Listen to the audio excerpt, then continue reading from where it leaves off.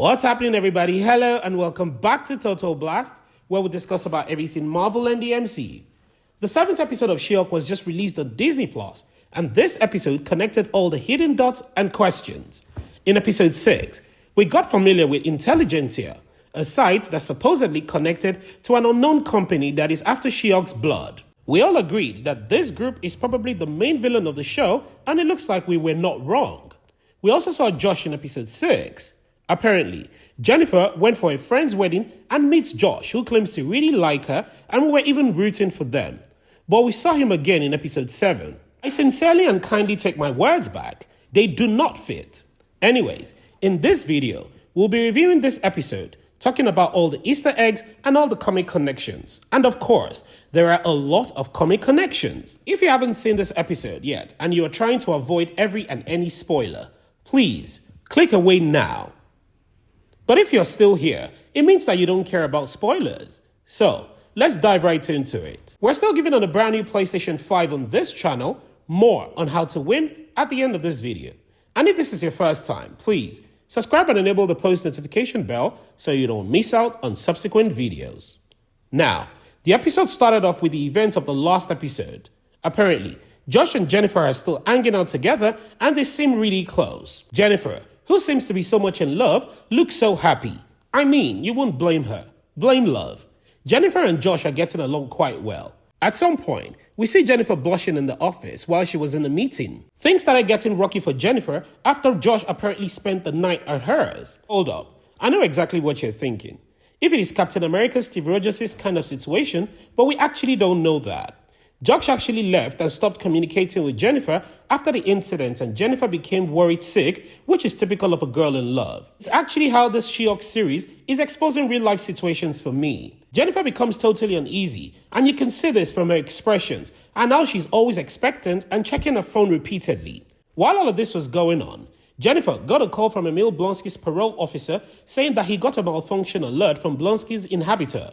If you remember that Emil Blonsky was released on parole, he was told to never turn to Abomination and always wear an inhabitor.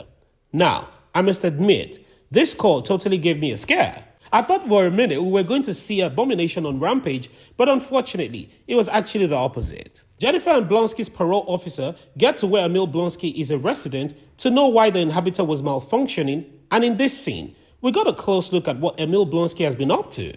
Remember, before Emil Blonsky was released from prison, he appeared that he was of good behavior and he wanted to start a meditation retreat. Guess what? My man actually did start one, and guess what the name is?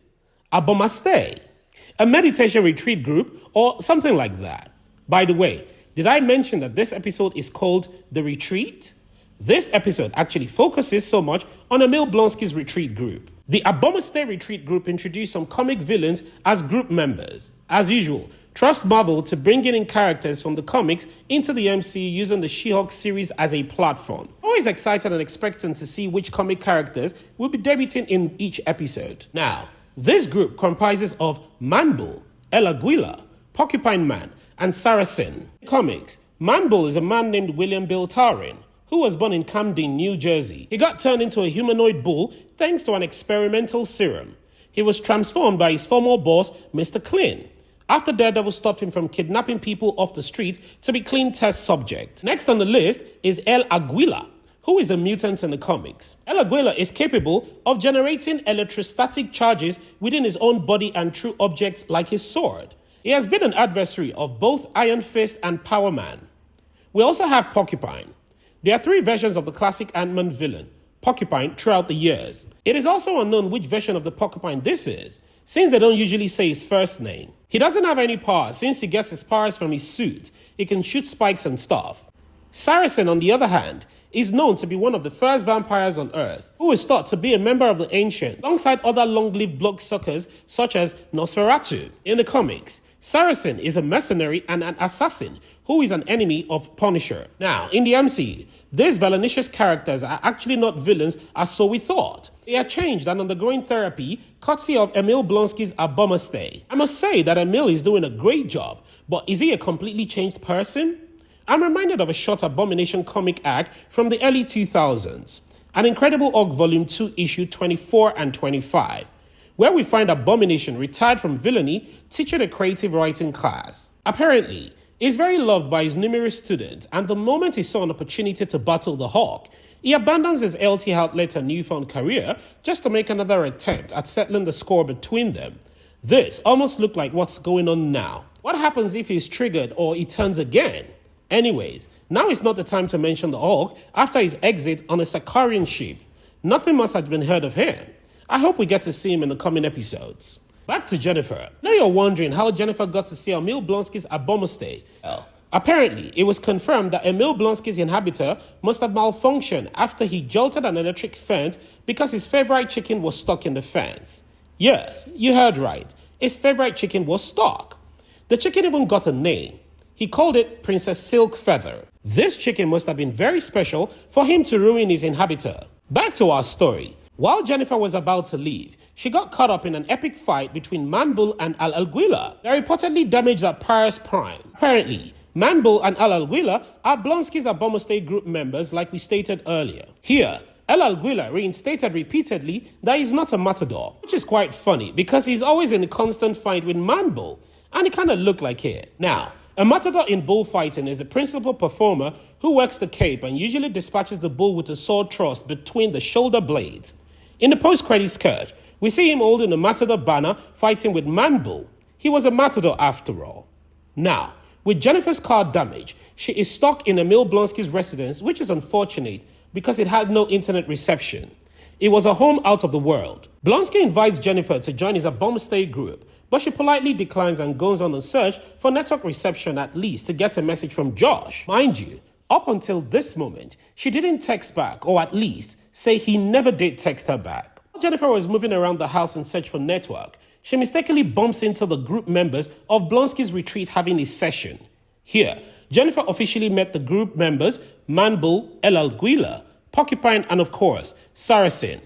Blonsky invites Jennifer to join again and she declines, but she stays behind because apparently the meeting room has a weak network connection, but at least it's Jennifer's best shot at getting a message from Josh. In the meeting, the bickering between Manbull and Aguila continues, and here we got a better look at Porcupine, who is very protective of himself and couldn't even take off his suit. Remember, in the comics, he gets his powers from the suit.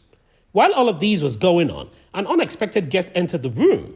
This person is a member of the Wrecking Crew. Remember the Wrecking Crew that attacked Jennifer and wanted to take her blood while she transformed into She-Hulk? You needed to see the shock on Jennifer's face immediately she saw him, and as we expected, she turned into She-Hulk and flung him onto a pack of chairs. When this guy showed up, I thought we were finally going to get a direct explanation on who the boss is, but he didn't really say much. In fact, all it did was beg for forgiveness. Now, a visibly tense Jennifer was asked to sit and calm down. Emil Blonsky calms Jennifer down, which is very ironic because Jennifer should be calming him down. After much persuasion from the group members to open up about what she was going through, Jennifer finally opens up and talks about her situationship with Josh. This particular scene showed up what the Abomination group was literally about. The group members are all supposedly villains who showed support to Jennifer. One thing struck me here, and it's what we've always mentioned previously. It is how Jennifer struggles with being Jennifer. She feels, or rather should I say she has such a low self-esteem when she's just Jennifer. That is exactly what got her stuck with Josh, who claimed that he loves her for just being Jen. In this scene, Jennifer realizes that she can't separate both being Jen and She-Hulk, but she can choose to love each version of her. After much encouragement from the group with so much love and support, she finally deletes Josh's number. After everything, Jennifer eventually finds the love and the support she so needed, likewise Porcupine. Was encouraged to be more open and vulnerable, but that advice didn't end well because immediately he removed the oxygen mask he was wearing, the whole place smelled badly. It looked like he needed a clean bath, which he eventually got in the post-credits search. We see him in the post-credits search with his suit at the dry cleaner, which is quite a good decision. Later see Jen come out of what looks like a special retreat bathroom where she went to go for both spirit and soul renewal or something like that. Came out and the group cheered her on. It was like becoming a totally new person. We finally see the towing vehicle come to pick Jennifer's car right after she got out of the retreat session. It was more like it was a planned situation. You know the coincidental thing about being at the right place at the right time and getting all the help you need. Jennifer left Emil Blonsky's residence a changed person and also with a damaged car. A good change and a bad change. Now, This is actually where the episode ends, apart from us seeing what looks like a flashback. This flashback answered so many questions that we've got. In this flashback, we got to see who Josh really is, and it wasn't a good one. After having a good night with Jennifer, we see Josh get up and clone Jennifer's phone, and he took an unclad photo of her. As if that wasn't enough betrayal, he sent it to an account named Hulk King, using a red blood needle and a Hulk blood injection emoji. This already gives answers to many unanswered questions. If you remember, we talked about Jennifer's weird date Todd and how his name was Hulk Todd in the post-credit scenes. I think this Hulk Todd is also connected to this group that we saw in episode 6, and Josh also works for them. This group uses the intelligentsia site as a front for what they really want to do. I also think that the picture he took of Jennifer is to be posted on the site to damage her reputation and all of that.